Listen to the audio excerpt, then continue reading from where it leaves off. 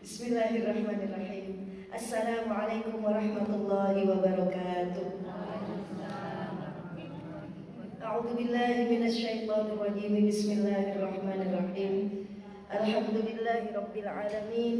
Allahumma shalli wa sallim wa barik ala sayyidina Muhammad wa ala alihi wa sahbihi wa barik wa sallim ajma'in, amma ba'd. Para jemaah sekalian, alhamdulillah setelah bulan kemarin kita vakum dan hari ini kita bisa ketemu lagi. Alhamdulillah kita masih bersama-sama berada di alam dunia, belum di alam barzakh.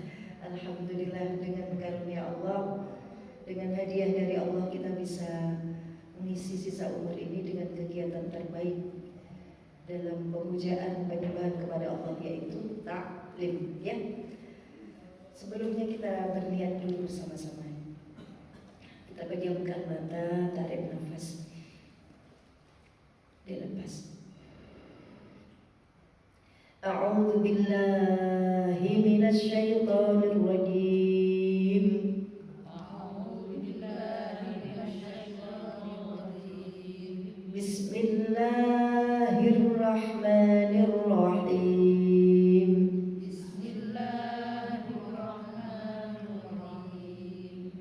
Asyhadu an la ilaha illallah.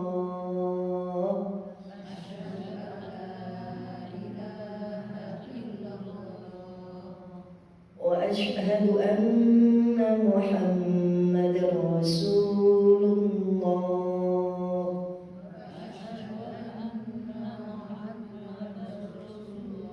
Ya Allah, saya bersaksi tidak ada yang saya sembah, saya cintai, saya jadikan satu-satunya tempat bergantung selain Allah. Dan saya bersaksi, ya Rasulullah, saksikanlah bahwa Engkau adalah benar-benar utusan Allah. Astaghfirullahaladzim.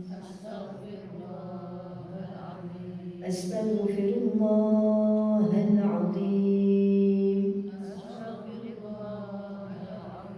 Astaghfirullahaladzim. Mohon ampun, sungguh-sungguh kami mohon ampun ya Allah untuk segala pelanggaran yang telah kami lakukan, yang dilakukan oleh mata, dilakukan oleh lisan, dilakukan oleh hati kami. Banyak pelanggaran di sana ya Allah. Juga yang dilakukan oleh perut dan kemaluan kami, tangan dan kaki kami. Betapa seluruh pelanggaran itu dilakukan oleh anggota tubuh yang sudah Kau ciptakan untuk kami sebagai bentuk nikmat, tapi kami pakai untuk melawan-Mu. Buruk banget kami ya Allah. Maka ampunilah mata kami, ampunilah pikiran kami, ampunilah tangan kami. Dengan tangan itu kami melihat apa-apa yang tidak boleh kami lihat. Aib orang kami lihat, kami mendengarkan celotehan-celotehan yang tidak ada manfaatnya bagi kami. Ampunilah telinga kami ya Allah. Astaghfirullahaladzim. Wahai Qadar yang Maha Agung, kalau tidak Engkau, tidak ada yang bisa mengampuni dosa sebesar yang kami miliki. Engkau tidak pernah ada capek-capeknya mengampuni. Kami juga tidak ada capek-capeknya berbuat salah, mengulangi lagi berbuat salah yang sama. Lalu kami minta maaf, lalu kami mengulang lagi, dan Engkau juga terus-menerus memberi ampunan bagi kami. Sungguh Engkau adalah Tuhan kami yang Maha Baik. Maka ya Allah, ampunilah kami wahai Zat yang Maha Baik, Zat yang Maha Agung, Zat yang Maha Pengampun berulang-ulang. Astaghfirullahaladzim. Lidahnya dilipat ke langit-langit, kita mengucapkan Allah tanpa lidah bergerak, cukup dari jantung kita Allah, Allah, Allah, sampai air mata ini bisa keluar.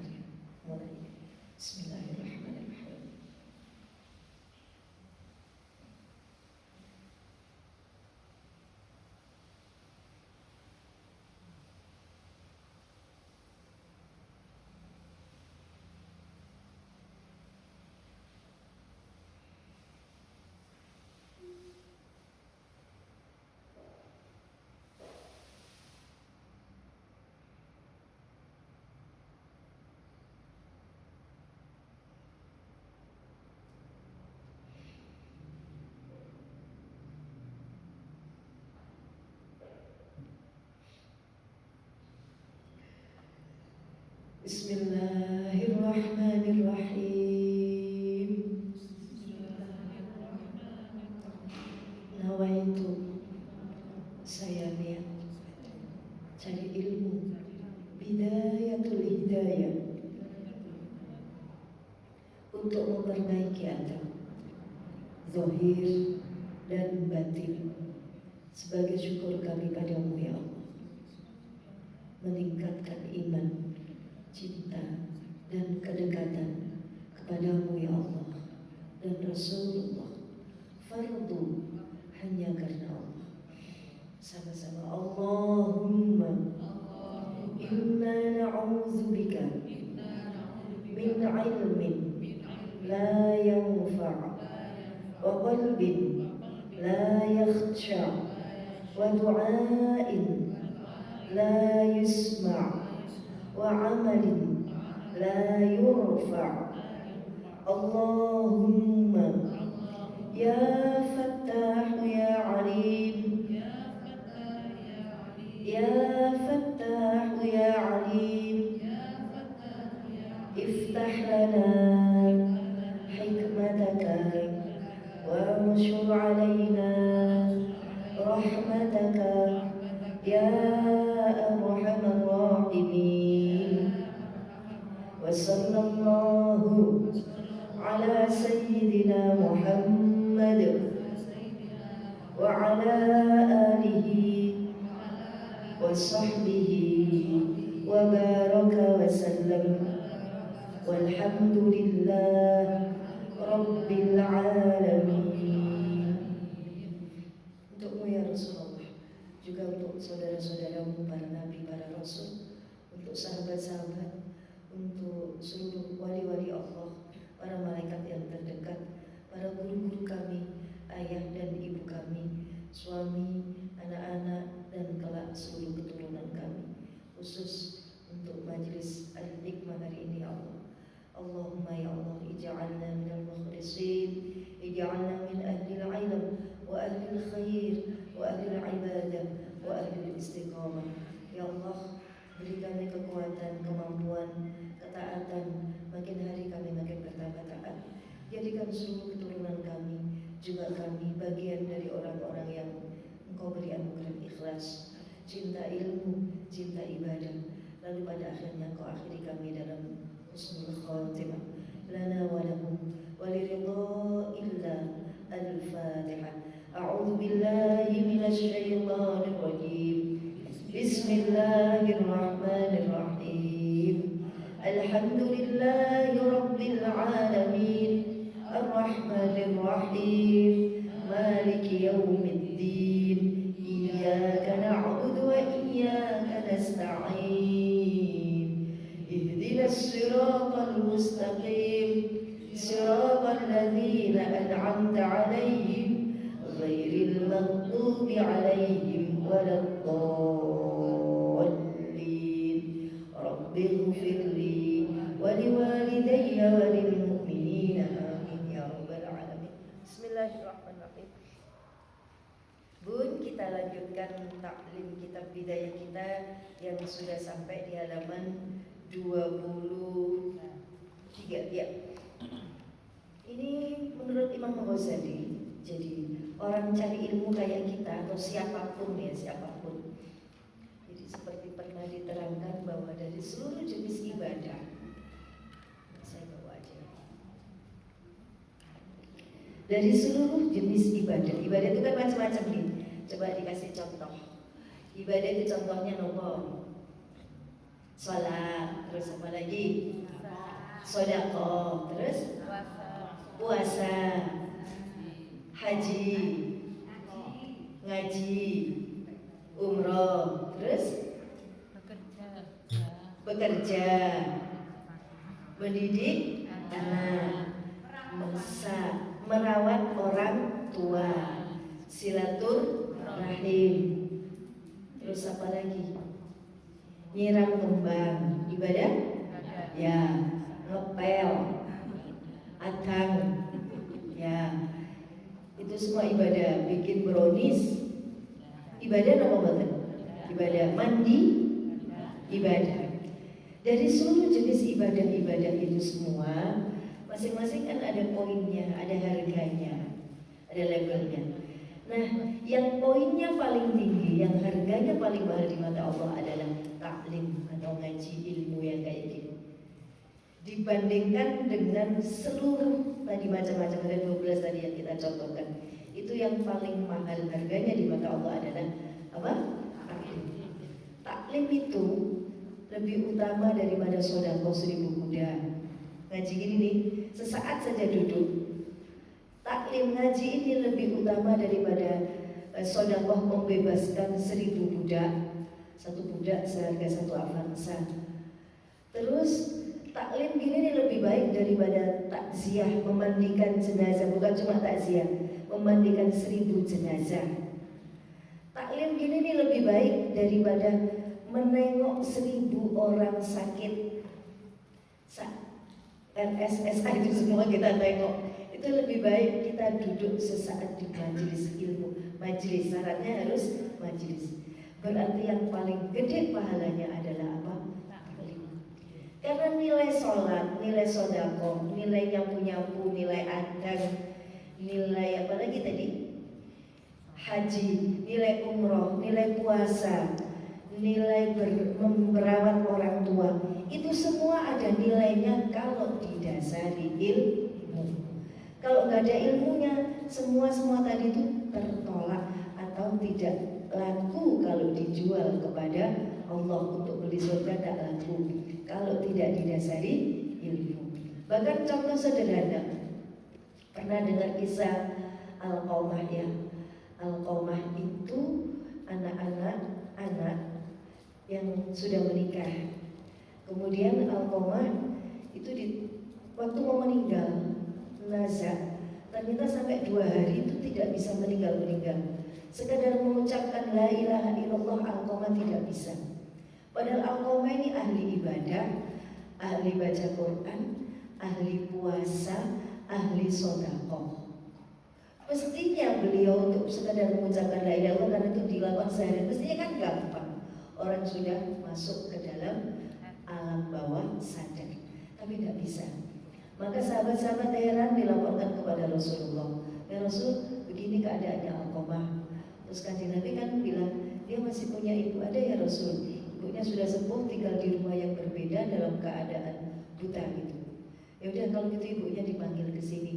Ternyata ibunya tidak kerso, tidak bisa, fisik tidak mampu mendatangi sowan kepada Rasulullah. Akhirnya Rasulullah yang lalai mengunjungi siapa? Ibundanya Al-Qaumah. Ini betapa pentingnya ilmu ya.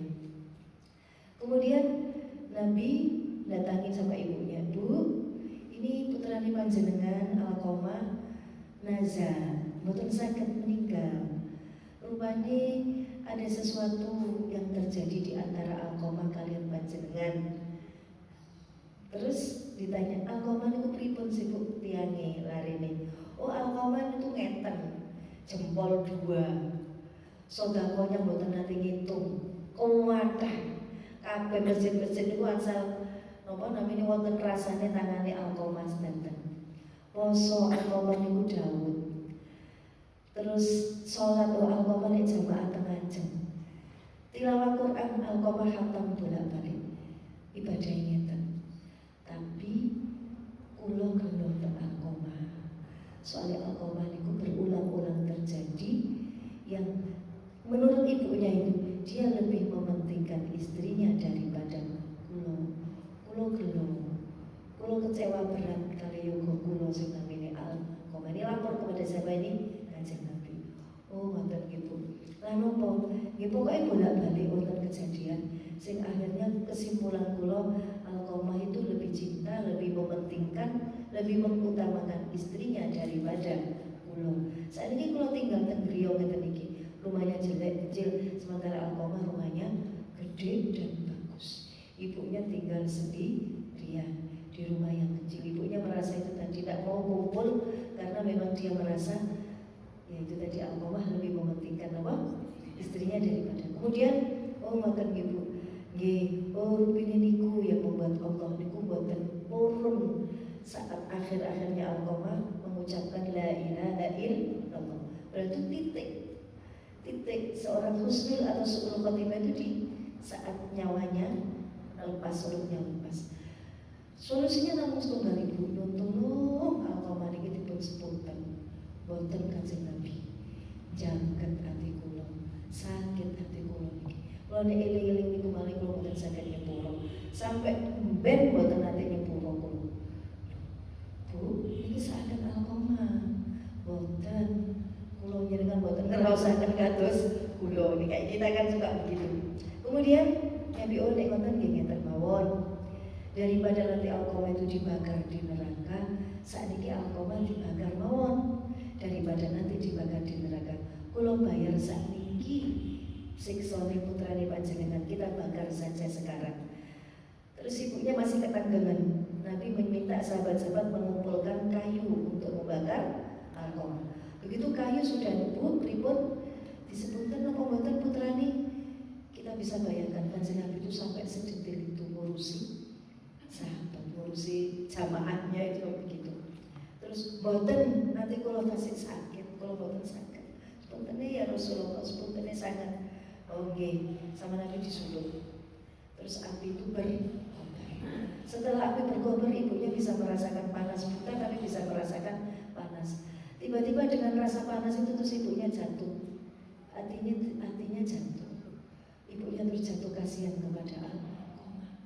Ya Rasulullah, kalau sepontan anakku ampun dibakar, kalau betul tekon ya anak kula kosong daging nyunyut terus haram kebakar boten macam kula sepontan yo kula. Ya dengan niki krono sungkan kali kula nopo benar-benar nyepuro saking ati ya Rasul. Nek ngoten ya dengan sanjang tiang-tiang bahwa jenengan sudah memaafkan Alkomah. Terus ibunya naik gini ngomong sama langit, wahai Rob Tuhan, wahai Rasulullah, dan semua yang hadir di sini saksikanlah bahwa saya sudah memaafkan anak saya Alkomah. Begitu ibunya bilang begitu, suaranya kan langsung ditangkap oleh langit. Bilal lagi nungguin Alkomah di rumah. Ini tadi kan di tempat yang berbeda, di dekat rumahnya ibunya. Begitu bilang gitu, terus berhentilah ini api, tidak diteruskan. Apanya tadi? Meratanya, kata-kata itu udah gak diteruskan lagi, dipadamkan apinya. Kanjeng Nabi minta coba ditengok sekarang Alkomah bagaimana. Ternyata begitu ibunya begitu, Alkomah itu langsung la ilaha illallah Muhammadur Rasulullah, langsung nyawa lepas. Jadi cuma tinggal menunggu, saksikan bahwa saya sudah memaafkan Alkomah. Setelah kejadian itu kemudian Alkomah dimaafkan, dimakamkan.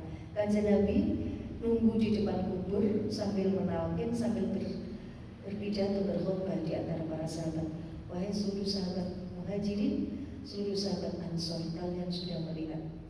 Saksikanlah bahwa seluruh perbuatan fardu dan sunnah seorang laki-laki suami tidak akan diterima oleh Allah selama dia masih lebih mementingkan istrinya daripada ibunya.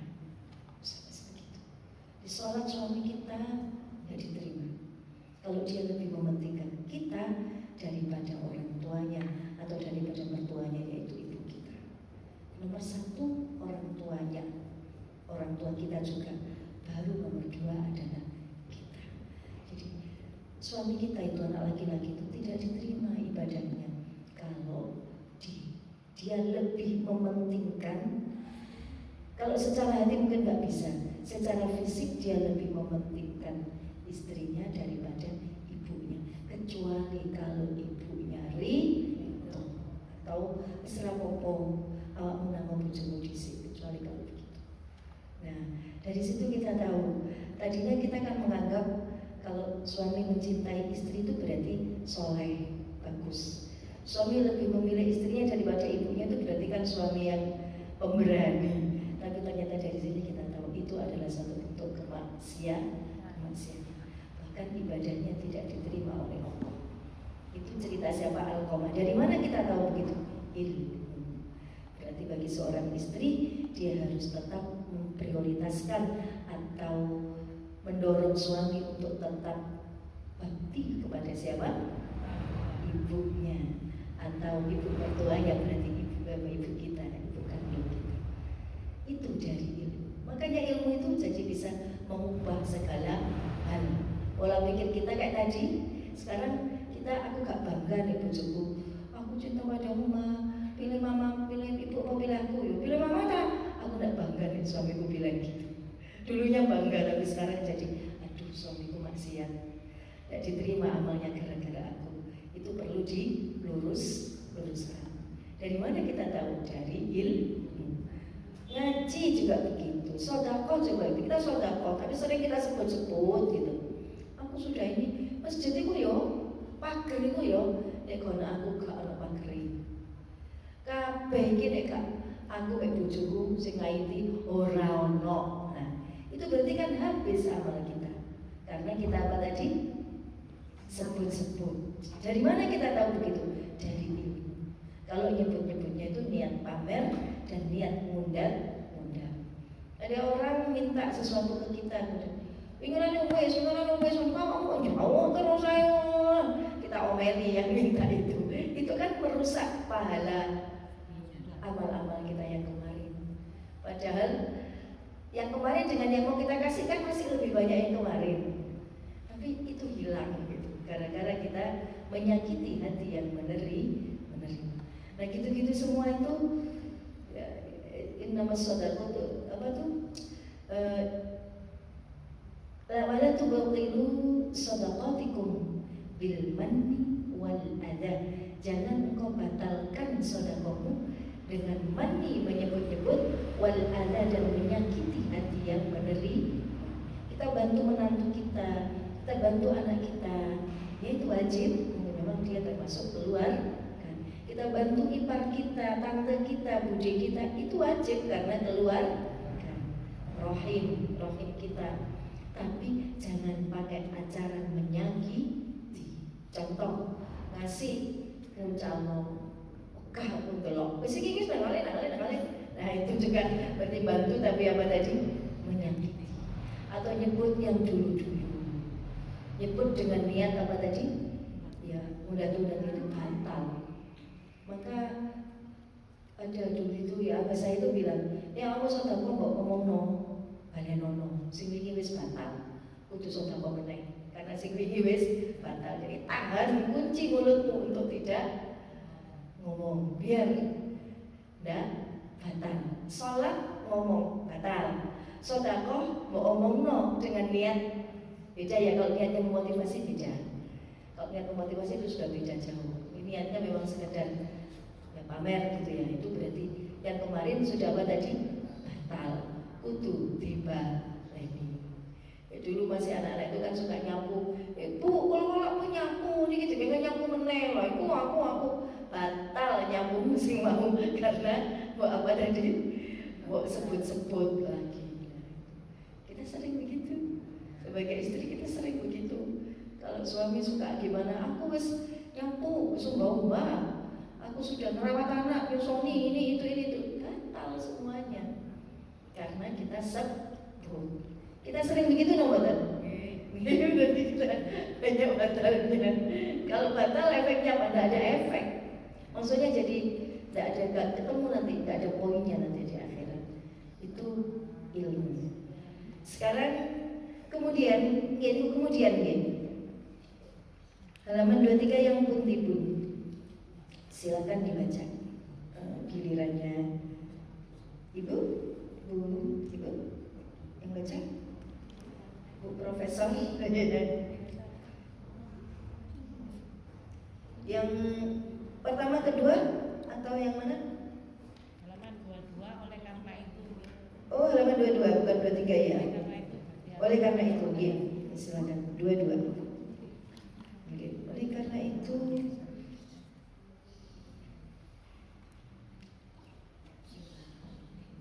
Oleh karena itu berhati-hatilah engkau terhadap tipu daya setan, dan janganlah engkau terperangkap oleh tipuannya, yang kadang-kadang dengan membisikkan ajaran agama.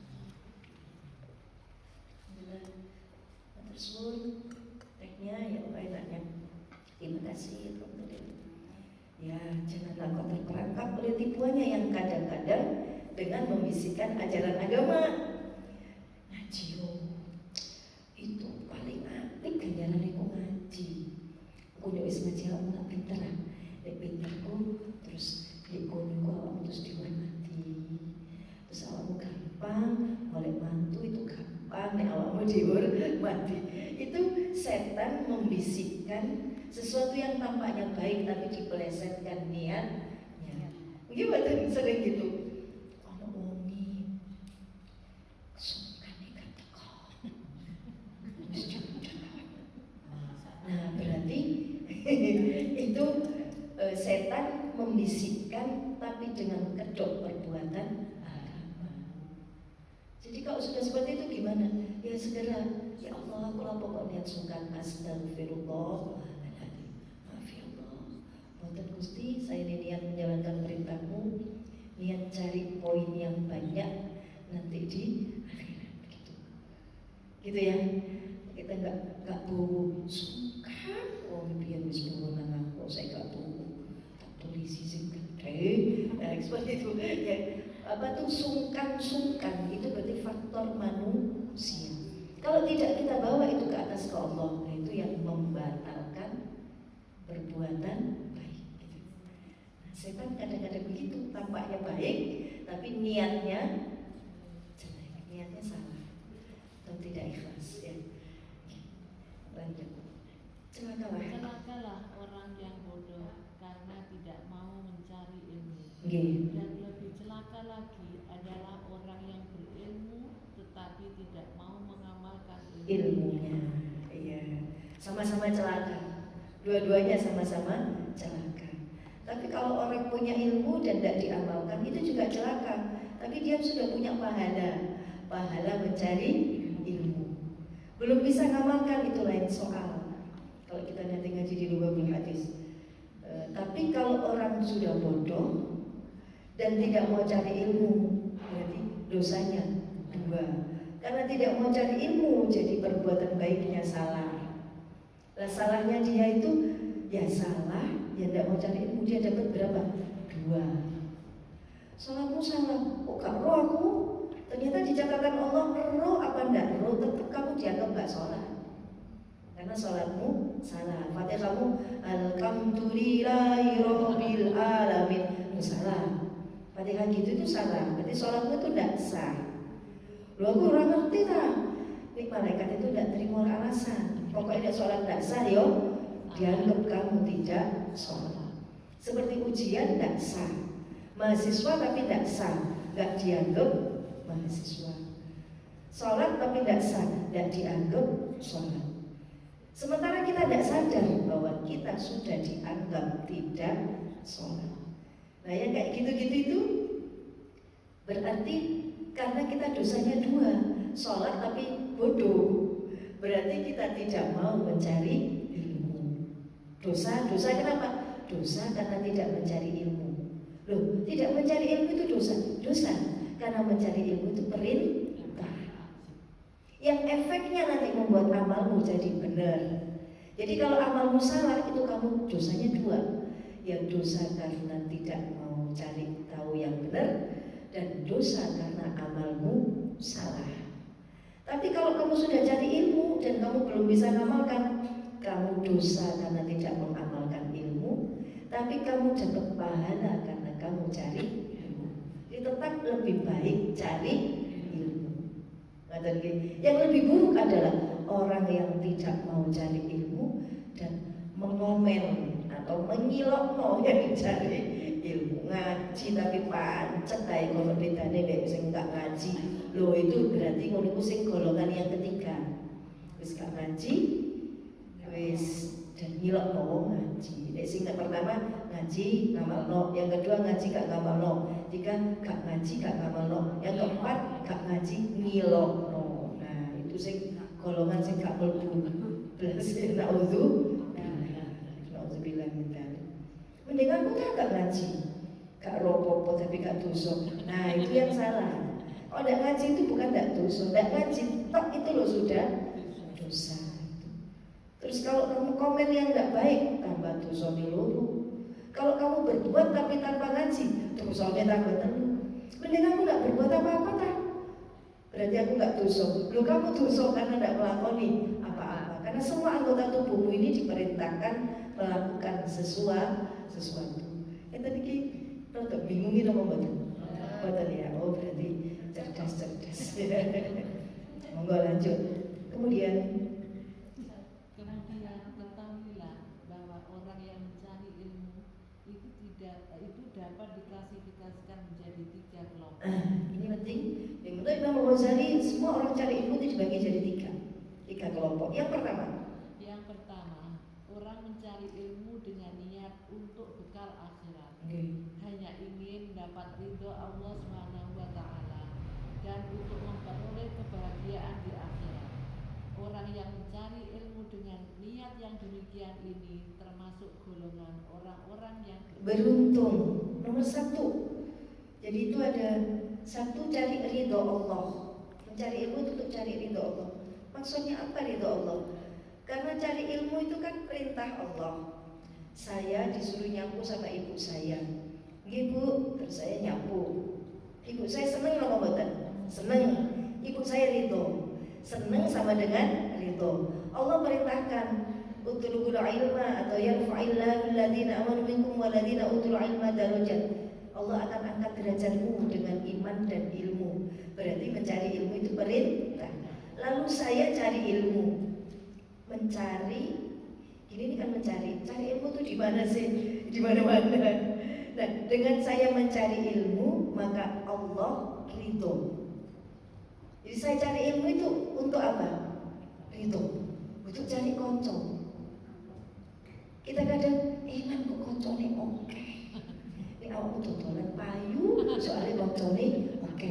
Di sini nggak ada. Yang dicari, yang ini adalah yang Allah itu. Jurusannya itu naik. Karena ini perintah. Sadari bahwa cari ilmu itu perintahnya siapa? Allah. Jadi kalau kau melakukan itu, Allah ridho. Meskipun tidak ada koncone, atau meskipun kamu di situ, kamu sing kenal aku gak nyaman kok di kono soalnya kono sing kenal. Aku gak boleh nyaman. Tidak cari kenyamanan bagi diriku sendiri, tapi aku cari apa ini? Ridho Allah. Nomor 1. Yang kedua, cari apa? Bekal. Nomor 1 bekal ya. Nomor bekal di akhirat. Apa artinya bekal? Sangu. Dengan apa sangunya ini? Dengan pahala. Karena kamu cari ilmu itu dapat pahala. Pahala ini bisa dipakai sangu sebagai cuan. Kalau kamu di dunia cari bekalnya pakai cuan. Ora usah nggawa apa-apa nih. Rekreasiku nggawa ATM, nggawa duit sing oke. Engko sembarang-barang tuku. Sing penting sangu nih. Oke. Itu di dunia. Ziarah Wali Songo, umroh segala macam. Pergi ke Surabaya aja kita sudah sangu. Sangu nopo mboten? Sangu, bensin full, etol full, wis ayem. Iki parkir full. Tapi kalau di akhirat sangunya itu adalah pahala. Pahala yang penting, bukan amal. Amal kalau nggak didasari ilmu nggak dapat pahala. Seperti tadi, sama tadi al-qoma. Amalnya banyak tapi nggak dapat pahala. Jadi nomor 1 kita cari ilmu itu tujuannya untuk cari sangu, cari pahala di akhirat. Gunanya apa pahala itu? Ya, untuk membeli surga. Kalau surga itu belinya pakai pahala. Komplek-komplek itu pun surga Golden Tulip itu berarti regane pahalanya misalnya 1 juta. Harus kita punya pahala berapa? 1 juta. Nanti ada komplek Aston Inn, berarti ini berapa? Nah, surga itu kayak gitu, belinya pakai pahala. Nah, kita cari ilmu itu dapat pahalanya paling banyak. Makanya cari ilmu itu yang dicari itu. Aku tapi gak ngerti yo. Diterang nopo? Aku mau ngantuk. Saya jalan di buri, terus liar-liar, terus enak kontok menang hatiku sampai ngantuk. Andai kita tidak begitu, kita dapat pahala apa betul? Dapat. Gak dapat ilmu, tapi dapat pahala. Itu bedanya majelis ilmu dengan majelis yang lain. Kalau majelis yang lain, majelis arisan gitu, ya tujuannya ya paling dodol panci, apa nyicil panci, apa terus nanti cari teman atau nabung, ada sesuatu itu. Tapi kalau ilmu itu bahkan ketika engkau tidak ngerti, engkau tetap dapat pahala. Kalau engkau ngerti, nanti engkau dapat ilmu untuk apa? Allah ridho, karena amalmu jadi benar. Dipaham ya? Dicari ilmu itu satu cari apa? Ridho Allah. Yang kedua cari pahala. Untuk apa pahala? Untuk membeli surga. Jadi membeli tiket, karena tiket perlu tiket banyak. Dan yang kita cari dari amal, jadi kita tidak bisa gini. Aku amalku sing penting Gusti Allah ridho, kok oleh ganjaran rapopo. Kalau Gusti Allah ridho, otomatis ya dapat pahala. Jadi memang cari pahala. Apa-apa itu cari pahala, bukan cari kesenangan kita. Kalau cari kesenangan pasti itu tadi. Ya enak di rumah ya daripada ngaji. Kalau nyari apa tadi? Kesenangan. Aku tidak nyaman di lingkungan itu. Soalnya tidak ada yang kenal. Wong iku koyoke nom-nom kabeh lah, tuwek dhewe. Ya apa ya tuwek dhewe. Nah, karena kita pertimbangan apa tadi? Teman gitu. Bukan cari samu, bukan cari ridho. Tapi kalau kemudian ada beberapa alternatif pilihan, cari ilmu bisa di A, B, C. Sing kene iku biasane wong nom-nom, sing kene iki kewut-kewut, sing kene anak-anak. Aku boleh cari yang sesuai dengan aku, sesuai yang tak cari. Boleh kalau ada pilihan. Tapi kalau nggak ada pilihan, ya udah cari itu toh, cari pahala, cari ridhonya Allah. Andai kita pindah ke Papua, di sana jarang banget majelis. Pindah ke Kalimantan, jarang banget majelis. Samarinda, pokoknya jarang banget majelis. Terus kita nggak ada pilihan, terus pokoknya ono padahal tuh ngaji aliran opo. Terus pokoknya kerungu koyo hati kita tambah panas. Tapi rapopo, boleh apa tadi? Ganjaran, sanggup sama cari ridhonya Allah.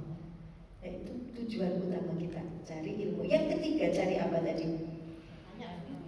Dan untuk memperoleh kebahagiaan di akhirat. Ibu nanya, kamu nanya?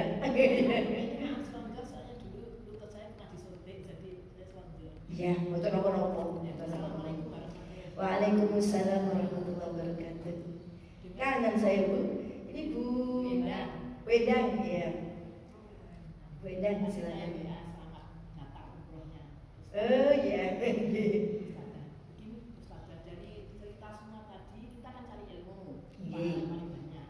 Kalau siar ilmu, contoh, bisa kita naik taksi atau Grab.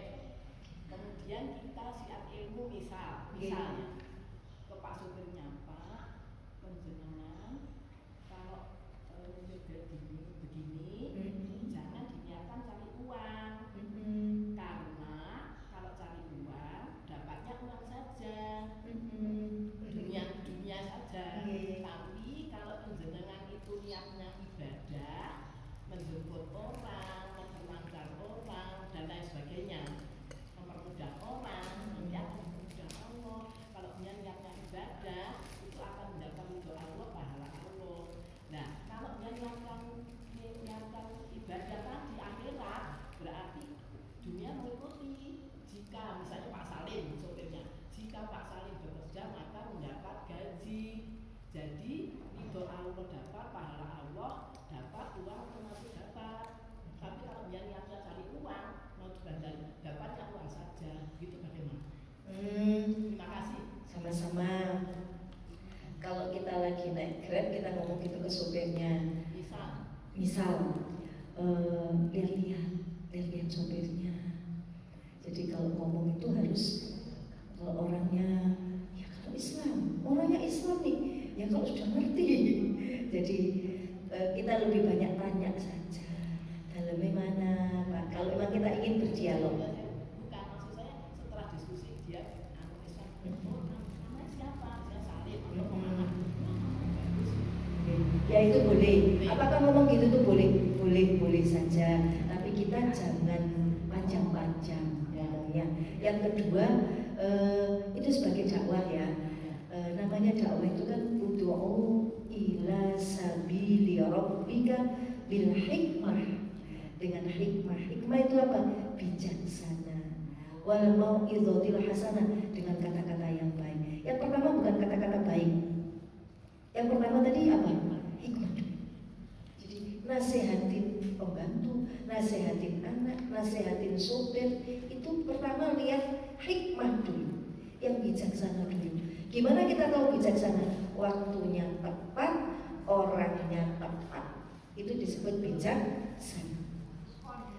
Tapi kita biasanya fokusnya ke mau itu hasanah sih. Aku ngomongin wis bener, tapi wongnya gak terima.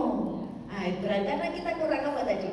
Hikmah, kurang bijaksana. Kalau ngomong ke anak gitu, ya lihat anakmu lagi ngapain. Nak, ngapain nak? Kalau mama ngomong bisa nggak? Sebentar mainnya aku mau nyelesain ini. Ya sudah, biar dia nyelesain dulu. Itu namanya hikmah.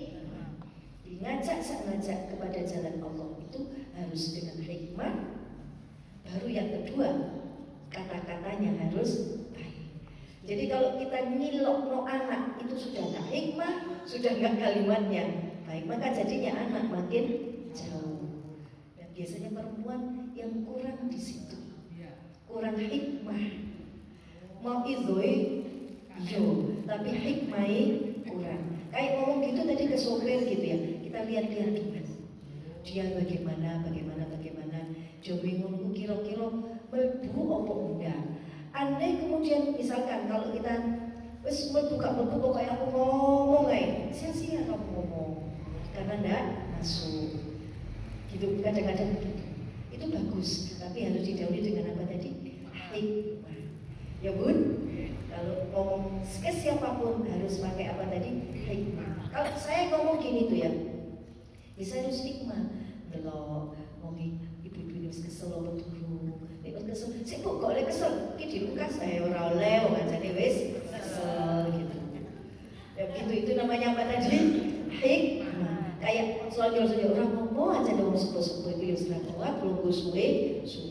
Nah, kayak gitu. Ya itu namanya hikmah. Kata nggih? Terima kasih Bu Indah, bagus pertanyaannya bagus. Kita lanjutkan ya. Yang pertama cari apa Bu? Cari ilmu itu sangu. Oh tadi apa dulu tadi? Ridho Allah. Yang kedua cari pahala. Terus yang ketiga memperoleh kebahagiaan di akhirat. Berarti ini nggak ada dunianya sama sekali. Ridhonya Allah. Yang kedua cari sangu di mana? Akhirat. Yang ketiga cari bahagia di akhirat. Oh. Semuanya nggak ada dunia. Jadi cari kenyamanan, cari teman, cari jaringan, terus konco-konco tambah akeh, aku biar diterima sama orang-orang sini. Nggak ada semua. Aku mau nyalonin jadi RT, nggak ada. Semua itu. Kamu kalau gitu berarti masuk golongan orang yang beruntung. Sekolah, anak-anak sekolah, cari ilmu, kita bilang sekolah cari ilmu nak. Niatnya apa? Ya niatnya ya sama kuliah. Kenapa kuliahnya harus di situ? Enak nanti temanmu itu ya orang tajir-tajir, orang berpendidikan, nggak ada di sini, nggak ada. Jadi niat salah apa enggak itu? Salah. Cari sangu, kan? Cari ridho, cari pahala, dan cari kebahagiaan di akhirat. Logikanya kalau kebahagiaan di akhirat gimana? Kalau ibadahmu itu benar, kamu nanti diterima ibadahmu dan kamu bahagia karena ibadahmu benar. Tapi kalau yang kau lakukan itu salah, nggak diterima, maka kau akan celaka. Kemarin kita udah belajar tentang kodok sholat. Tak kira aku ini wis bener, wis bahagia, swarga wis pelok-pelok, ternyata salah tahajudku karena aku belum sholat kodok. Kayak gitu itu kan berarti sangu. Nanti kita baru tahunya nanti di akhirat. Tapi kalau kita amal itu diterima Bu, indikatornya itu tampak kita tuh jadi makin baik, tapi kita sendiri merasa makin jelek. Kita merasa makin ya Allah, pasti ditemukan Allah dengan orang-orang yang lebih baik dari kita. Aduh ya Allah, aku salah ya, aku gini ya. Makin tahu, itu berarti kamu amalmu diterima Allah, ditariknya kamu. Tapi kalau kamu sudah wis khatam, wis gak perlu ngajian, wis khatam, poso wis sak minggu iku posone ping 7. Terus aku seperti itu nggak diterima. Kalau ibadah apa-apa diterima itu berarti kita merasa apa tadi? Kurang. Ibaratnya minum gini ya. Bismillahirrahmanirrahim. Alhamdulillah. Saya minuman saya ditelan, diterima oleh tenggorokan. Berarti nanti sekian jam lagi saya merasa haus. Berarti sudah masuk ke perut, ke lambung. Tapi kalau minum saya ini gak diterima oleh lambung, saya muntah, maka saat itu saya masih merasa haus karena dimuntahkan.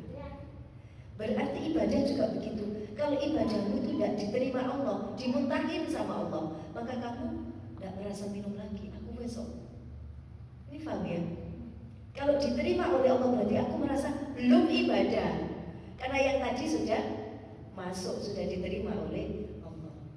Jadi kalau ibadah dan kita ingat-ingat, aku mau wis tahajud terus saya kali Tuhan mau wis tahajud, berarti tahajudmu belum diterima. Karena kamu masih ingat-ingat terus. Aku tadi sudah sodako 1 juta, besaulan aku peraih gak sodako belas.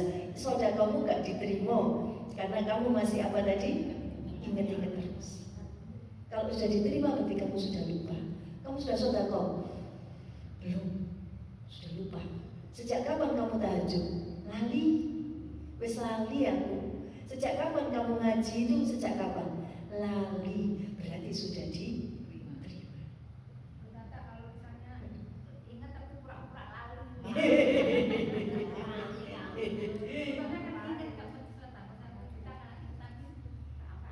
Wis tak lalek noai gitu ya, bukan berarti tak lupakan saja. Itu kita sambil berusaha.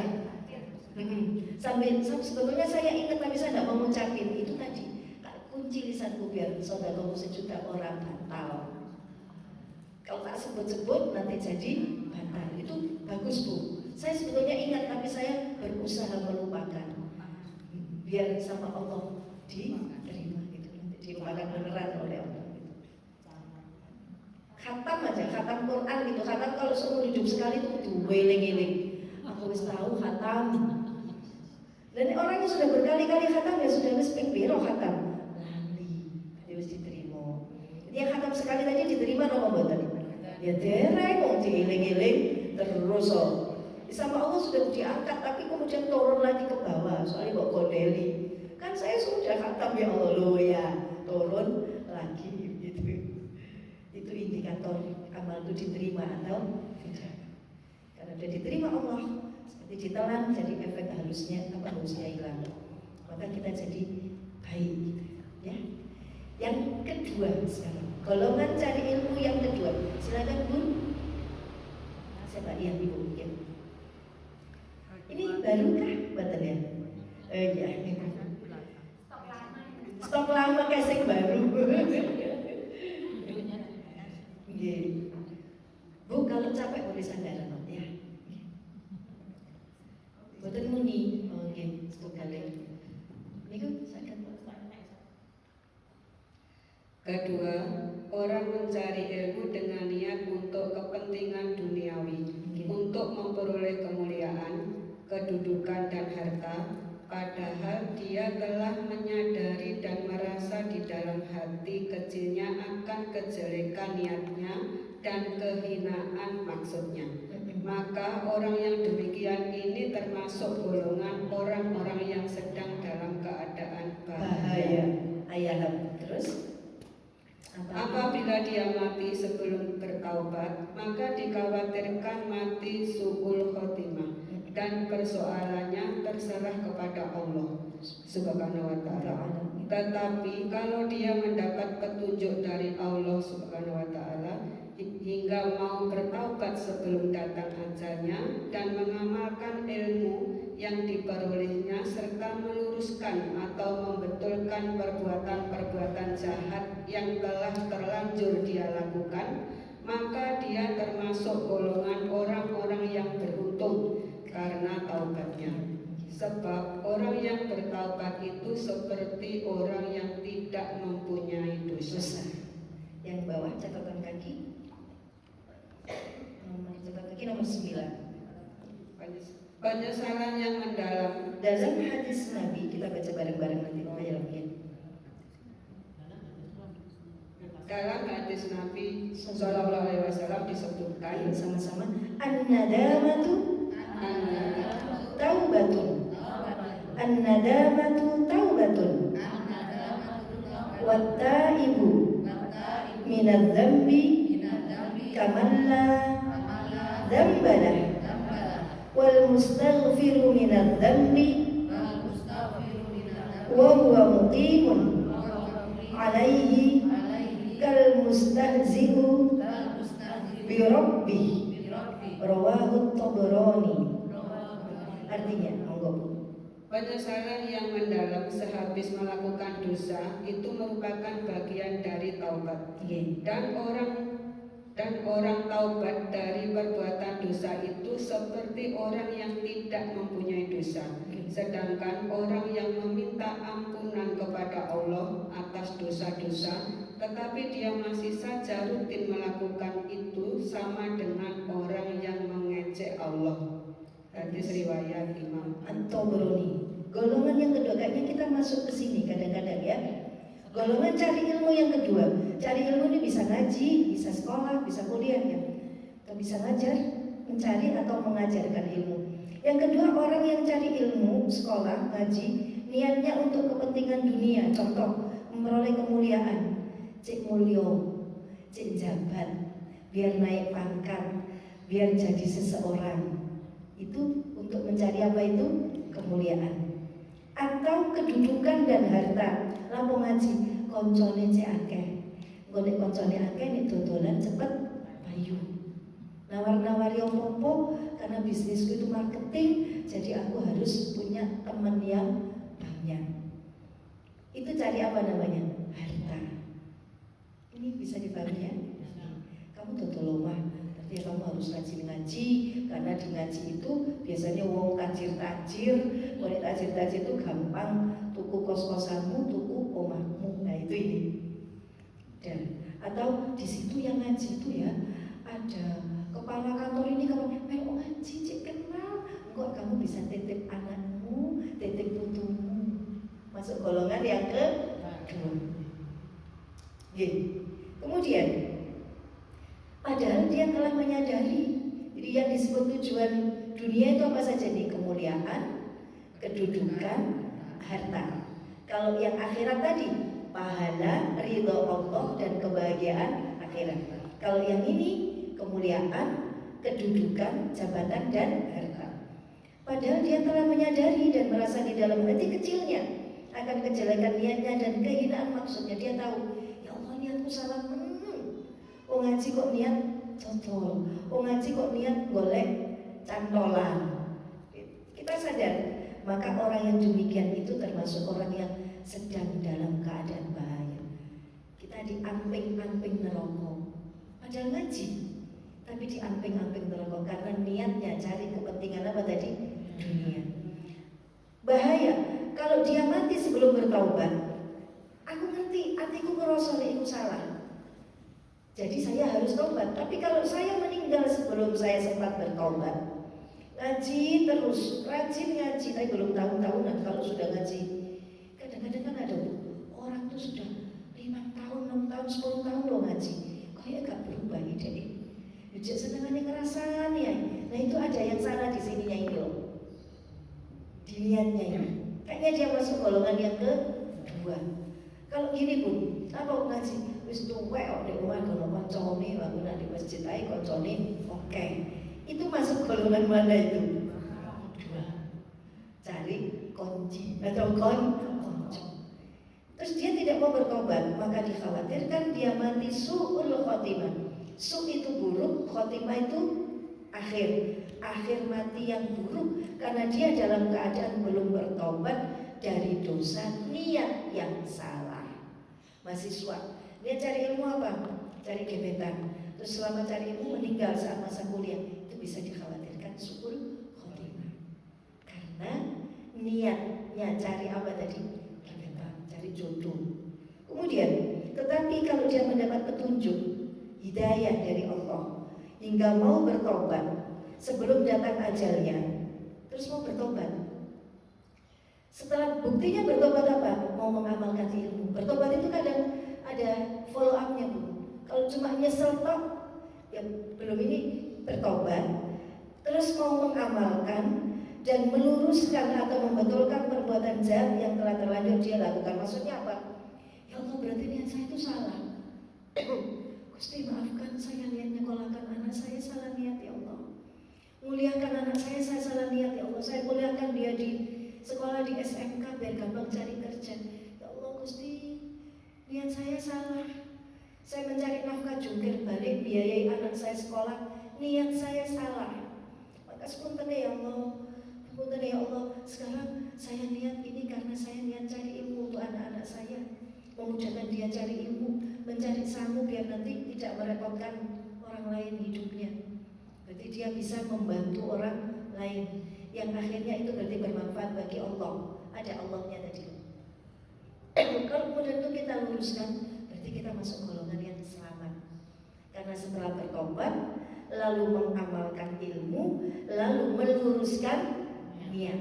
Kayak kita gini, oh aku kemarin berarti niatku salah, terus lalu istighfar, lalu meluruskan niat. Masuk golongan kedua. Maka dia termasuk golongan orang yang beruntung, naik ke derajat nomor 1, orang yang beruntung. Aslinya kita orang golongan yang berbahaya, tapi karena bertobat dan mengamalkan dan meluruskan niat, maka kita masuk golongan 1, yaitu golongan yang beruntung. Paham?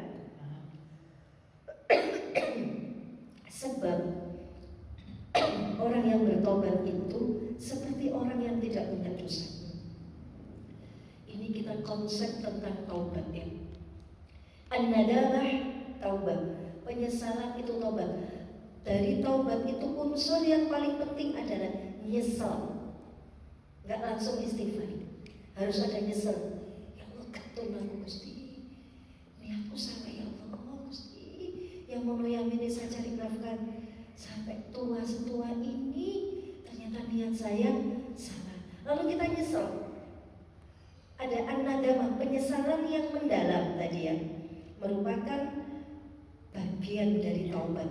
Di taubat itu unsur yang paling penting apa Bu? Nyesal. Setelah nyesal, kemudian kita baru minta ampun.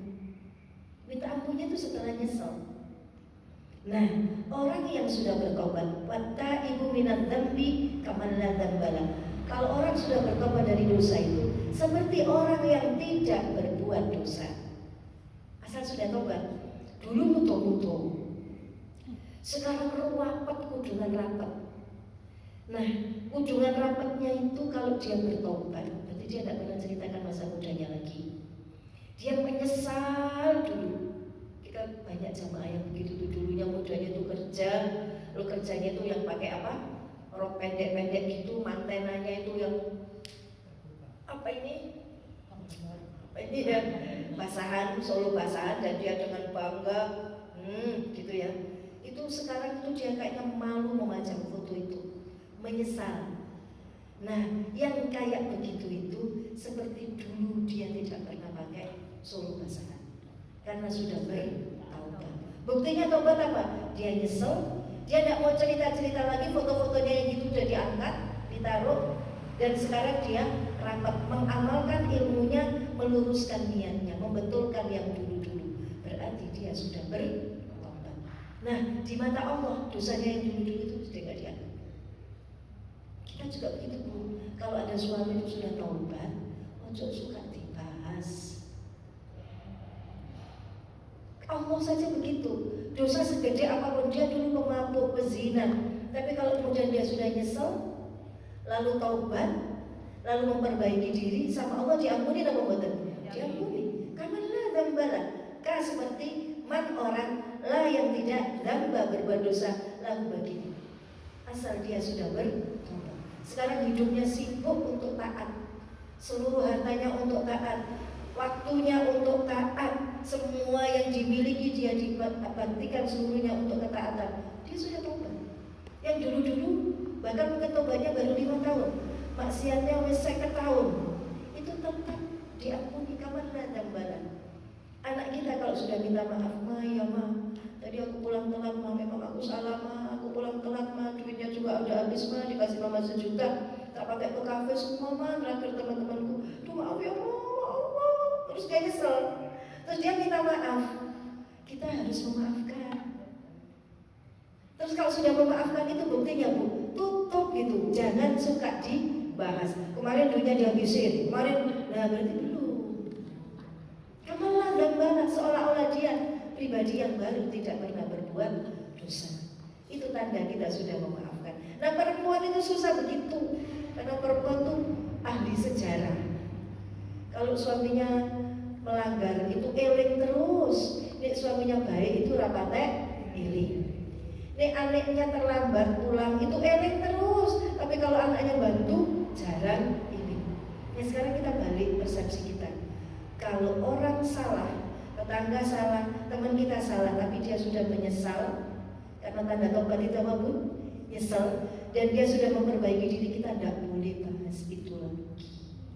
Suami selingkuh, gimana Lek, dimaafin apa enggak? Tergantung, sudah ngaku, sudah menyesal, sudah memperbaiki diri, ya udah maafin. Sakit nih, berarti kita juga punya salah yang sama. Buktinya kita dikasih Allah seperti itu gitu. Allah aja bisa mau terima tobatnya, masa kita tidak bisa terima tobatnya? Oh tidak ngalami sih, lo beda-beda tiap orang ngalaminya dalam kasus yang berbeda. Tapi prinsipnya kalau orang itu sudah bertobat, maka kita tidak boleh apalagi mungkin seperti ini. Orang dalam keadaan cari ilmu dan bahaya, kalau dia sudah bertobat, berarti dia sekarang husnul khotimah. Ini paham? Ya, karena sudah bertaubat. Nomor 3, golongan yang ketiga, ini yang berbahaya. Ya siapa? Lantas ibu yang kerudung merah, abang-abang. Orang yang telah dikuasai oleh setan, yaitu orang yang mencari ilmu semata-mata untuk kepentingan hawa nafsunya. Dia menjadikan ilmu yang dia diperoleh sebagai alat mengumpulkan harta kekayaan yang sebanyak-banyaknya, mengejar kebahagiaan diri dengan pangkat, kedudukan, dan pengaruh. Dia menggunakan ilmunya yaitu untuk memenuhi kebutuhan materinya. Cari uang. Ilmunya untuk mencari uang. Meskipun demikian, dia karena berdaya setan masih merasa baik dan mengaku mempunyai kedudukan yang tinggi di sisi Allah Subhanahu wa taala. Karena menyerupai para ulama. Menyerupai, hanya menyerupai, tapi bukan benar-benar ulama. Berpakaian seperti pakaian ulama, sungguhan dan berkata seperti mereka. Padahal dia sangat rakus terhadap dunia. Orang yang demikian itu termasuk orang yang binasa, bodoh dan tertipu oleh setan. Dan kecil sekali kemungkinan mau bertobat, sebab dia telah merasa menjadi orang yang baik. Dia telah lupa akan firman Allah Subhanahu wa taala. Allahumma shalli ala sayyidina Muhammad. A'udzu billahi minasyaitonir rajim. Baliknya. Ya ayyuhalladzina amanu. Ya ayyuhalladzina amanu Lima taquluna ma la taf'alun. Artinya, Hai orang-orang yang beriman, mengapa kamu mengatakan apa yang tidak kamu kerjakan? Mengapa kamu mengatakan apa yang tidak kamu kerjakan? Itu golongan orang yang ketiga. Orang yang benar-benar sudah dikuasai oleh setan itu, naudzubillah. Jadi dia cari ilmu, mengajarkan ilmu, tampilannya kayak orang berilmu, cara bicaranya, cara berpakaiannya, cara gaulnya persis orang berilmu. Tapi sesungguhnya niatnya dia adalah rakus kepada harta. Naudzubillah. Semoga kita tidak masuk golongan ini. Tapi dia masih merasa dirinya itu mulia gitu. Aku ini alim, aku ini ustazah, aku ini doktor, aku ini berilmu gitu, lebih tinggi daripada orang awam. Tapi masih merasa dirinya begitu. Padahal niatnya tadi adalah apa? Cari uang, cari kedudukan, cari nafkah lewat apa? Ilmunya. Ini ilmu untuk mencari uang. Pinter tapi untuk cari uang. Maka ibu kalau nanti motivasi ke anak-anak jangan salah.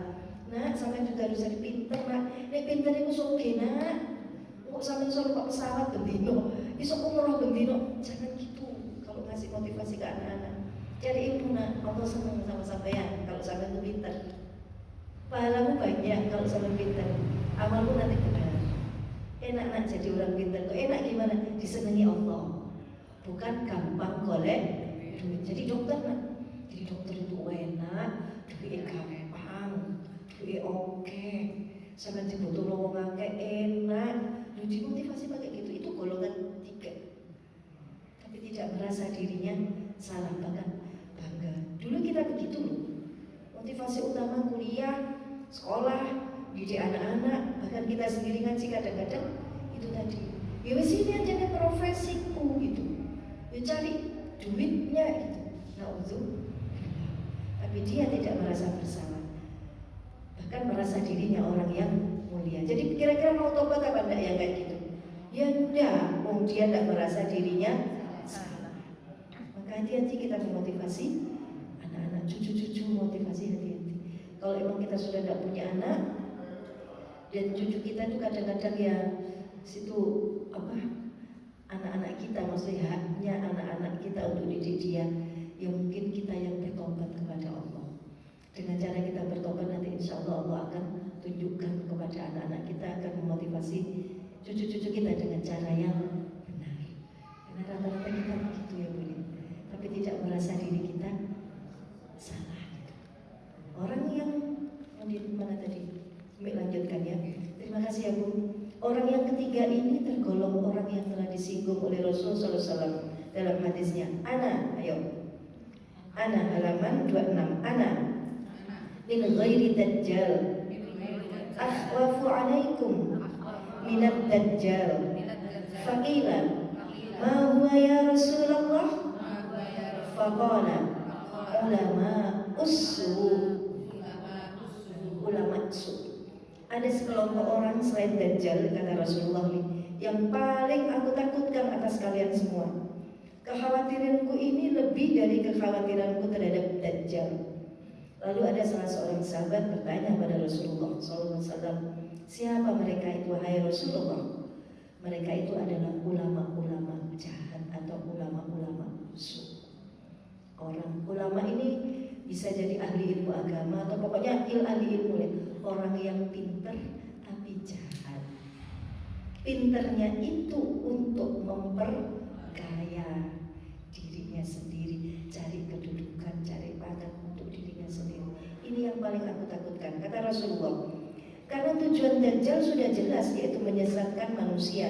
Sedangkan para ulama su atau ulama jahat ini menganjurkan orang agar berpaling dari kecintaan kepada dunia dengan ucapannya yang manis, tetapi mereka itu sebenarnya mendorong orang-orang mencintai dunia dengan sikap dan tingkah laku serta keadaan sehari-harinya yang hidup mewah.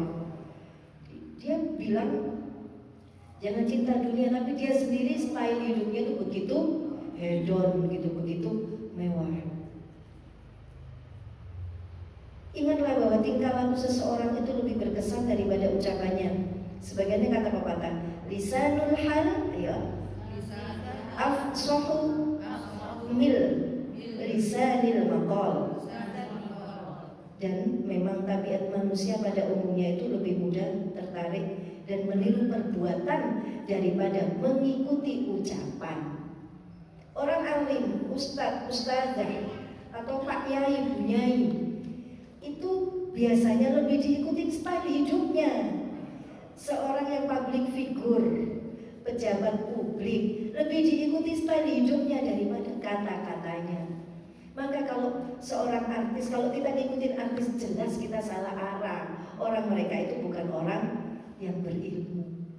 Dan style hidup kita itu ya jangan ikut artis.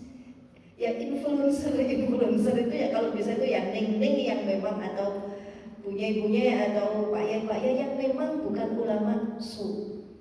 Dia nyuruh orang untuk sederhana tapi gaya hidupnya sendiri mewah. Dan orang itu nggak ngerungokno omonganmu tapi ndelok contoh nih. Itu namanya lisanul hal. Kamu ngomong pakai perbuatan. Kita ke anak-anak pakai perbuatan dengan nasihat, lebih masuk yang mana? Perbuatan. So HP-an anak-anak. Sedih mama nek sama HP-an terus. Tapi kita HP-an terus. Berarti yang dicontoh anak-anak ojo HP-an apa HP-an terus. HP-an terus. Itu ini lisanul hal, lisan itu ngomong. Lisanul hal ngomong dengan contoh perbuatan, afsahu itu lebih fasih min daripada lisanin perkataan makol ucapan. Ngomong dengan contoh itu lebih fasih daripada ngomong dengan ucapan. Kok omonganku gak mati yo? Karena perbuatanmu udah kaya omonganmu. Sing ditiru itu perbuatan. Para ulama-ulama, orang-orang jadi public figure kasih contoh yang baik. Mau omonganmu, mau perbuatanmu, karena itu lebih ditiru. Kalau mereka baik karena kamu, ganjaranmu banyak. Tapi kalau public figure itu jelek dan ditiru banyak orang, maka dosanya juga lebih banyak. Gitu. Ya, ini yang ditakutkan Nabi. Ulama apa namanya? Ulama su atau ulama jahat. Orang yang bergaya ulama, tapi sebetulnya niatnya adalah rakus kepada apa tadi? Dunia. Jangan sampai ya, doakan saya dan semua guru-guru kita tidak masuk golongan yang ini. Dosanya lebih banyak karena tahu bahwa niat itu salah, tapi terjebak pada niat yang salah. Mohon doanya semua guru-guru kita, saya, semua guru-guru kita selamat dari masuk kepada golongan apa ini tadi? Ulama-ulama yang jahat. Sekarang mungkin ada, karena buktinya ada ilmu tentang ini. Imam Ghazali tahun 500 Hijriah ya. Kan 1000 tahun yang lalu, sekarang kan 1444. Ini 1000 tahun yang lalu beliau sudah. Nabi Muhammad juga, aku paling takut kepada ulama su, lebih takut daripada Dajjal. Dajjal itu sudah jelas, tapi ulama su itu nggak jelas. Kok nggak jelas? Nampaknya dia baik, tapi ternyata hatinya tidak baik. Orang yang bodoh baliknya. Orang yang bodoh sebenarnya belum berani menumpuk harta kekayaan kecuali setelah mereka melihat keberanian ulama jelek yang juga menumpuk kekayaan. Ini adalah akibat ulama yang tidak mempraktekkan ilmunya sehingga menyebabkan orang-orang berani melakukan berbagai kemaksiatan. Hal ini seperti inilah yang sangat dikhawatirkan oleh Rasulullah SAW. Kan Nabi khawatir banget kan Nabi itu stylenya sederhana banget ya. Kalau ada Pak Yai yang hidupnya mewah, apakah beliau ulama su? Kita tidak boleh suudzon. Bisa jadi mereka begitu karena sasaran dakwahnya itu memang orang-orang yang bisa menerima kalau penampilannya itu keren. Ya Buya Yahya apa tuh harus pakai apa, ya mungkin sasaran dakwah beliau. Dan nabi-nabi itu biasanya kan ganteng-ganteng ya. Wali-wali itu orang sing gak patek ganteng, pasti ganteng. Itu kayak bagir kan. Ada tak sunan-sunan yang gak bagir? Sunan Ampel, Sunan Giri, Sunan Derajat, Syekh Abdul Qadir Jailani, Imam Ghazali, cucu-cucu Rasulullah. Pokoknya semua wali-wali itu biasa diirungi. Dan rata-rata wajah-wajah yang kadang-kadang bagus-bagus. Karena sosok bagus sendiri itu bagi masyarakat itu mestinya menol. Itu sosok, tapi gaya hidupnya tadi ya yang menjadi masalah itu. Tapi kalau kita kebetulan punya guru yang mungkin gaya hidupnya hedon atau mewah gitu ya, kita tidak boleh suudzon. Pak Yai dari pesantren itu kan ada yang memang ya gaya hidupnya memang kayaknya mewah, tapi kita tidak boleh suudzon. Barangkali tuntutan beliau memang begitu karena sasaran dakwahnya juga berbeda, gitu ya. Tapi kita sendiri nih yang belum jadi Pak Yai, ojo sok-sok apa tadi Kiai. Pak Yai ini apa tuh omahnya buah terus omahku yo apik kaya omahe Pak Yai. Ora usah biasa ae turun Pak Yai. Tapi yang jadi Pak Yai hati-hati kok ditiru wong omahe apik-apikan gitu. Nek maksudnya kan Nabi begitu. Itu ya. Ngeten iki sakit. Sakit ya begini. Jelas ya. Tragisnya itu lanjut. Sekarang mulai bawah. Kalinya yang bawah. Jika kau bertanya, jadi apa yang dimaksud dengan bidayatul hidayah atau permulaan hidayah dan akhir hidayah? Bawa sendiri ya. Jadi maksudnya bidayatul hidayah itu apa? Bidayah itu artinya permulaan, Hidayah artinya hidayah. Karena hidayah itu ada permulaannya, pasti juga ada apa? Akhirnya. Ketahuilah sekarang ini bahwa permulaan hidayah ialah ketakwaan secara lahiriah. Permulaan hidayah, kalau kamu ingin menapaki tangga hidayah Allah, maka awal sekali yang kamu lakukan adalah ketakwaan secara zahir, lahir. Takwa itu apa? Hindari dosa-dosa zahir. Berarti zahirmu sudah takwa. Sedangkan akhir hidayah adalah ketakwaan secara batiniah. Jadi batin kita itu gak bisa bersih sebelum zahir kita bersih. Ulangi ya, bagaimana agar hatiku tidak irian, tidak bakhil, tidak sombong, tidak riak, tidak pamer. Itu tidak bisa sebelum kamu memperbaiki ibadah zahirmu. Ibadah zahir itu disebut permulaan hidayah, ibadah batin disebut akhir hidayah. Kita sekarang beranjak mau permulaan apa akhir? Permulaan, tapi nanti di bab-bab yang akhir itu ada akhirnya.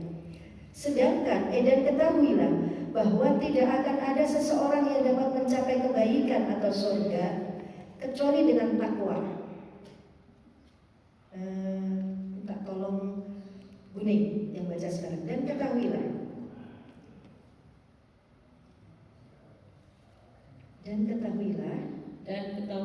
bahwa tidak akan ada seorang yang dapat mencapai kebaikan atau surga kecuali dengan takwa.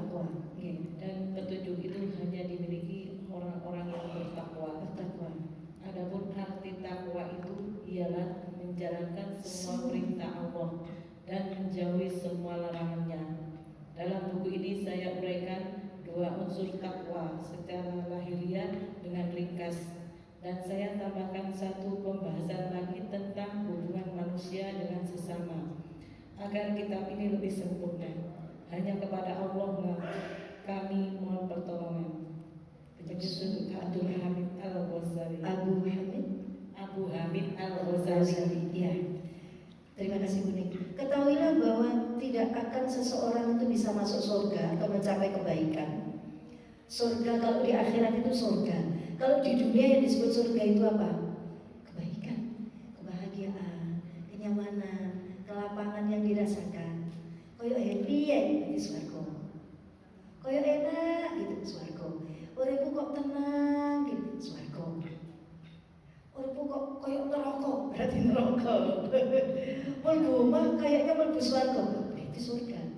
Masuk rumah rasanya adem, ayem, kayak kudu guyu wae gak duwe duit ora apa-apa. Kamu tidak butuh hiburan. Orang di omah tok iku wis hiburan. Itu berarti sudah surga. Tapi nek wis di jero omah aku kudu pengen metu wae. Omahku rasane koyo panas, berarti kamu neraka.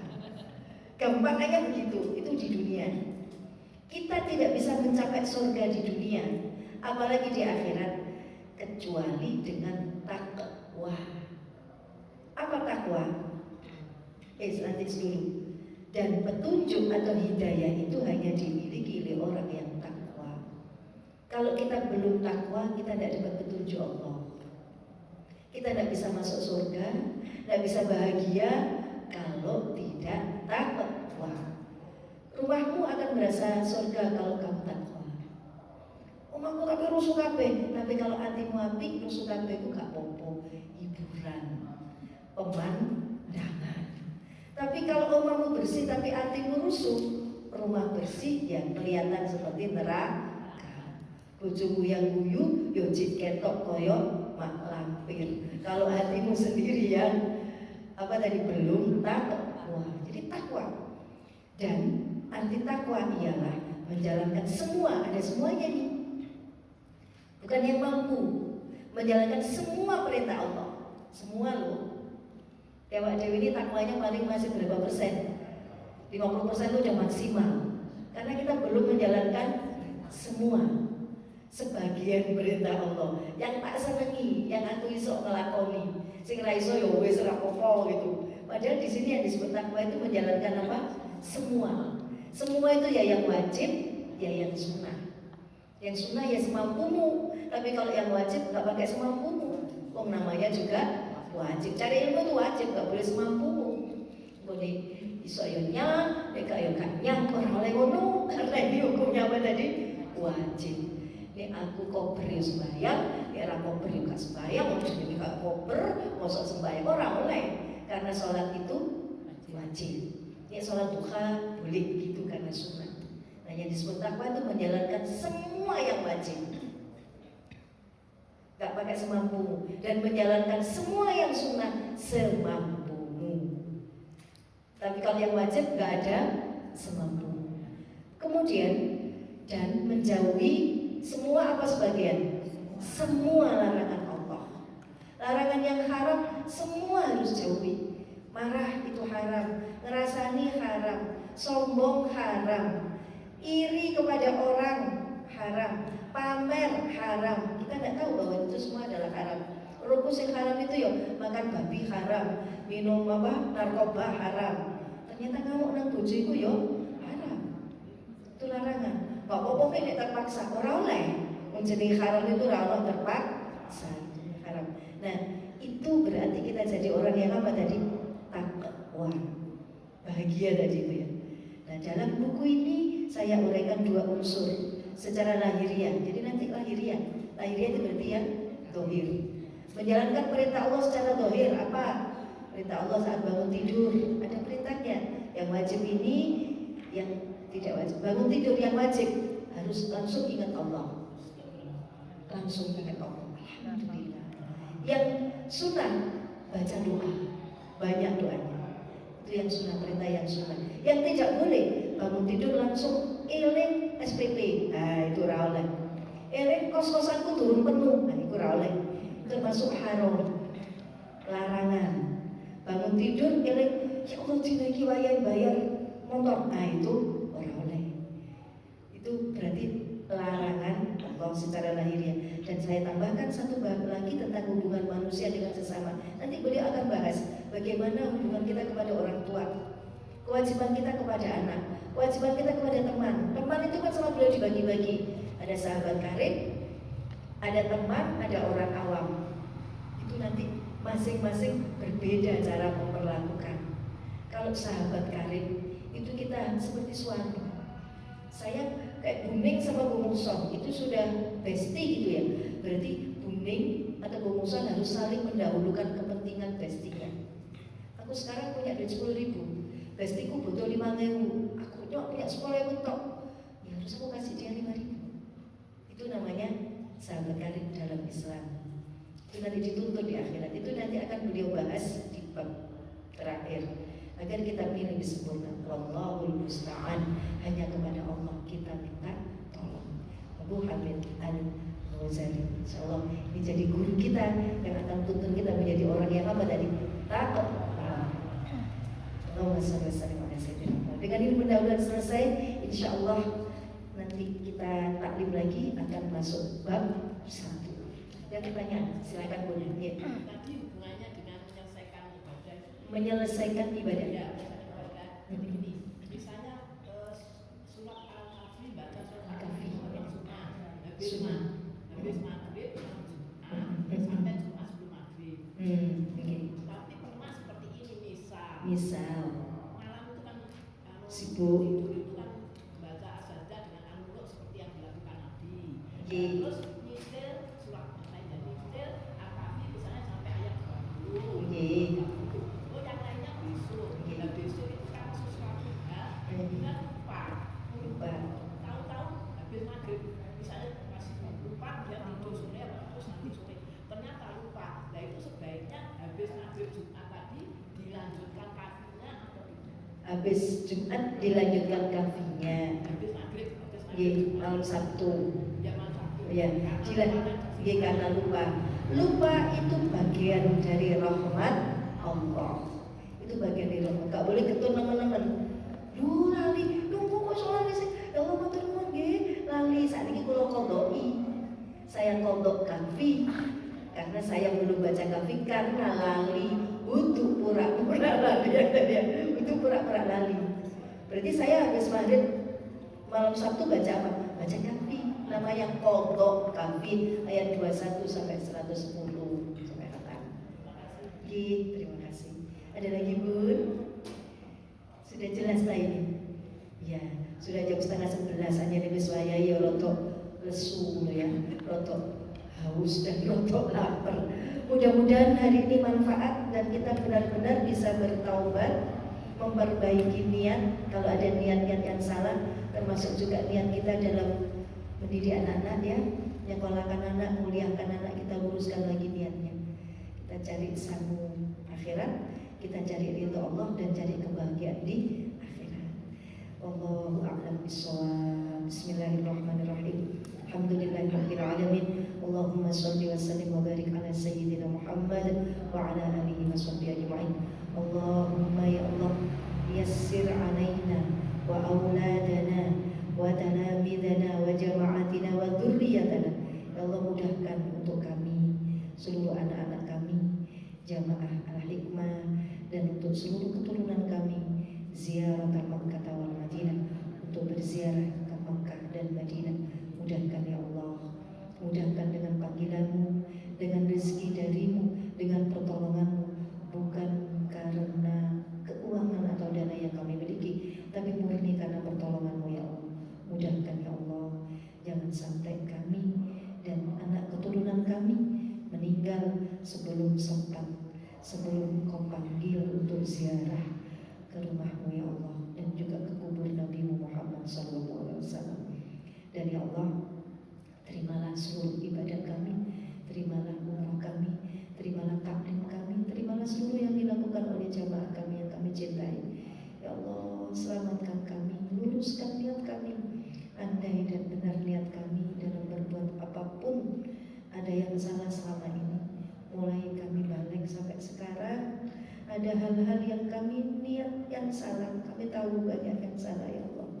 Kami nyatakan, kami akui, kami mohon ampun ya Allah. Maafkan niat kami yang salah dalam menikah, maafkan niat kami yang salah dalam membeli rumah, maafkan niat salah kami dalam menyekolahkan anak, maafkan niat kami yang salah dalam kuliah, dalam mencari ilmu selama ini ya Allah. Ampunilah, juga maafkan niat kami yang salah dalam bekerja. Maaf ya Allah, ampunilah, jangan siksa kami. Sungguh kami telah jahat ya Allah, karena kami semua memakai nikmat itu untuk mencari kedudukan, mencari kemuliaan, mencari harta. Maafkan kami, jangan siksa kami, dan perbaiki, luruskan niat kami, serta mohon ya Allah, sisa umur yang Engkau berikan kepada kami, terus ya Allah, jadikan kami makin taat dari hari kami, makin jauh dari segala kemaksiatan zahir dan batin. Allahumma ya Allah, ya Hayyu ya Qayyum, ya Dzal Jalali wal Ikram, bi rahmatika nastaghits, dengan cintamu kami mohon pertolongan ya Allah. Wa min 'adzabika nastajir, lalu dari siksamu kami mohon jauhkan ya Allah. La takilna ila nafsina, jangan kau serahkan kami kepada nafsu kami sendiri. Wala ila ahadin min khalqik, jangan kau serahkan kebahagiaan kami, ketenangan kami kepada makhluk ya Allah. Tarfata ain, meskipun hanya sekejap, jangan kau serahkan kebahagiaan kami kepada makhluk ya Allah. Tarfata ainin wa aslih lana sya'nana kullahu bima asbahta bi ibadaka sholihin, lalu perbaikilah kami zahir dan batin seperti hamba-hambamu yang sholih, yang baik telah kau perbaiki. Pada akhirnya nanti kami selamat bergabung dengan kelompok guru-guru kami yang sholih, bergabung dengan para wali-walimu, dan akhirnya tinggal beliau semua adalah pengikut Nabi Muhammad SAW. Lalu beramai-ramai kami masuk ke surga ya Allah. Sebelum itu ampunilah seluruh niat-niat yang salah, ampunilah amal-amal kami sepanjang masa ini yang salah ya Allah. Rabbana atina fid dunya hasanah wa fil akhirati hasanah wa qina adzabannar wa adkhilnal jannah ma'al abrar ya aziz ya ghaffar ya rabbal alamin. Wa sallallahu ala sayyidina Muhammad wa ala alihi wa sahbihi wa sallam. Walhamdulillahi rabbil alamin. Astaghfirullah rabbal baraya, astaghfirullah minal khataya. Rabbana zidna ilman nafi'a wa waffiqna amalan salihan.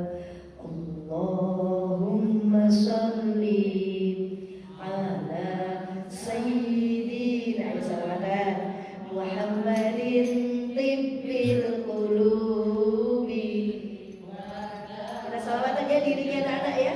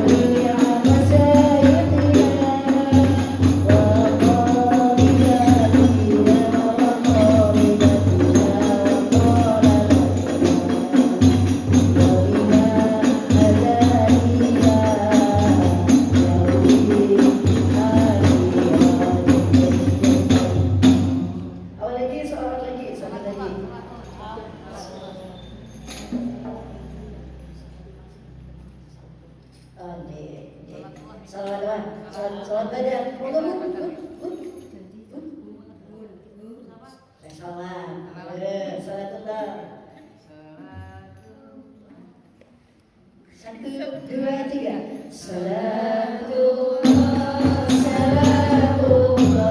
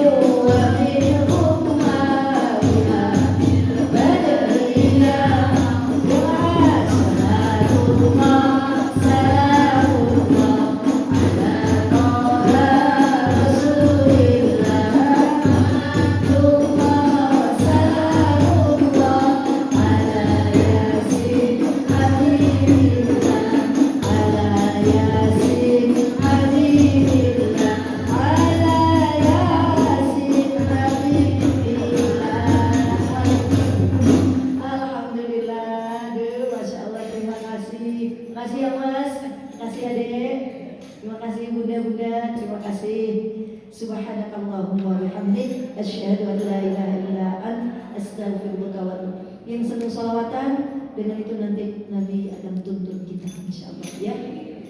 Yang tadi nanya ilmu motivasi umrah, pokoknya haji apa umrah itu bukan soal uang, benar-benar murni soal panggilan. Seperti hanya sholat, panggilan Allah itu ada 3, panggilan sholat, adzan, panggilan haji dan umrah, dan panggilan meninggal, panggilan yang maha kuasa. Kalau kita dipanggil Allah saat sholat mudah, nanti haji umroh juga mudah, meninggal juga mudah.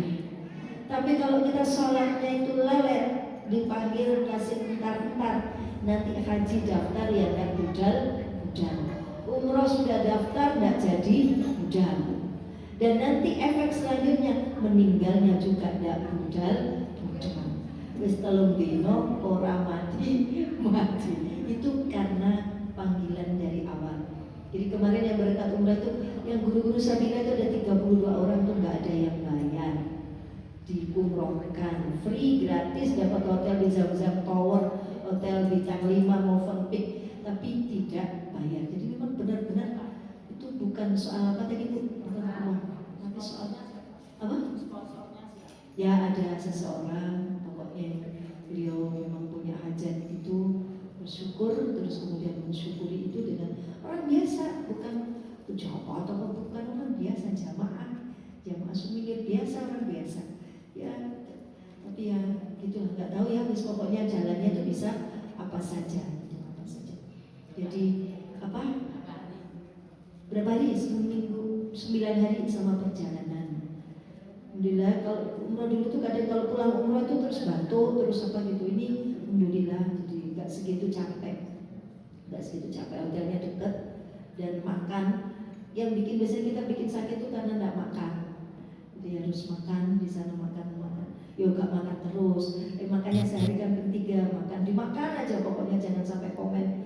Wih, Pak Manonin, ala Arab, orang popo masih ala Arab, ala India, halal, yang penting halal dan toyib itu. Terus kalau ada kejadian itu ya selalu ada kejadian ini itu ya, itu terkait dengan biasanya sikap hati yang salah. Jadi biasanya amal kita yang langsung ditegur Allah itu amal hati. Di hatimu misal, Allah sandal hilang gitu, ada sandal hilang gitu. Kalau kita tidak segera ngakui, kamu kenapa tadi sandal kok hilang? Mungkin kepedean. Uang gue seru aku pintu ini, insya Allah nggak kesasar.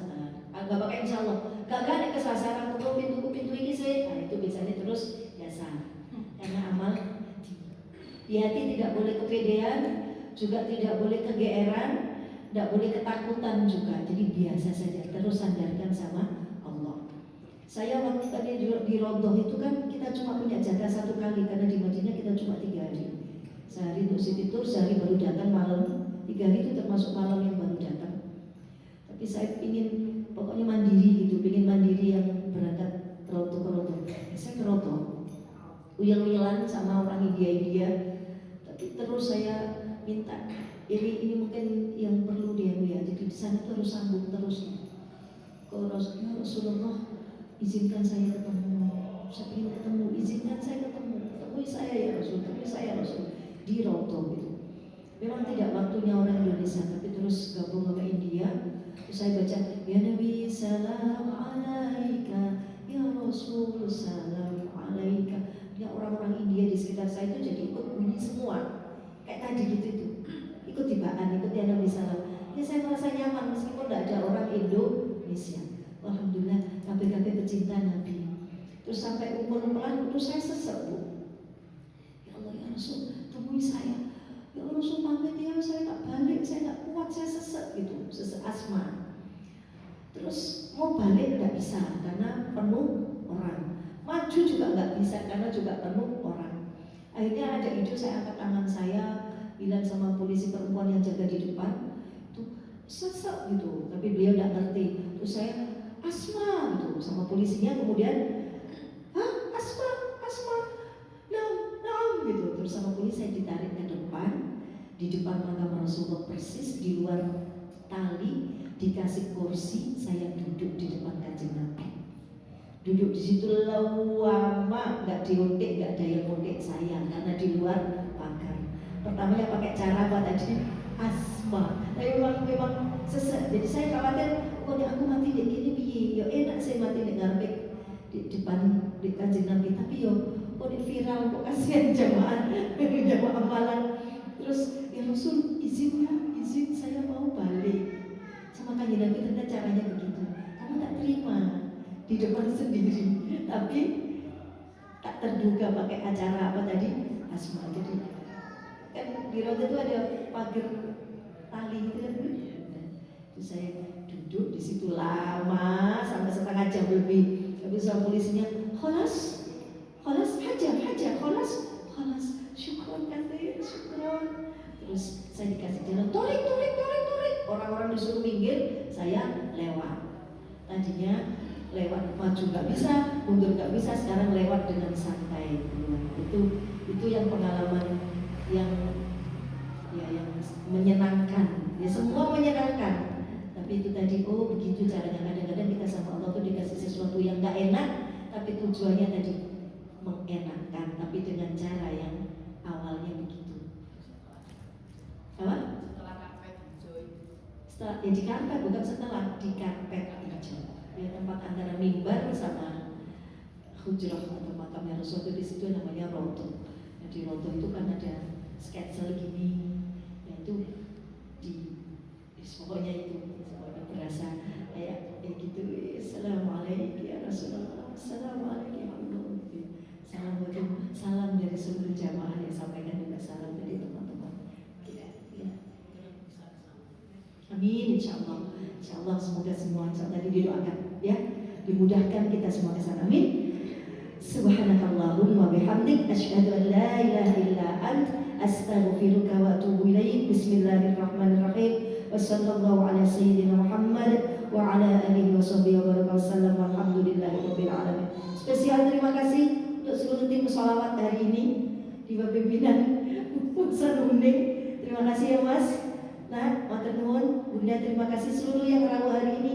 Semoga Allah beri kesehatan, panjang umur dalam ketaatan, makin taat, makin rajin ibadahnya, dan kalau Allah memang panggil, diakhirinya kita dalam husnul khotimah. Amin Allahumma amin. Terima kasih Bu Asri, operator, dan seluruh yang rawuh. Matur nuwun. Jazakumullah ahsanal jaza. Mohon maaf lahir dan batin.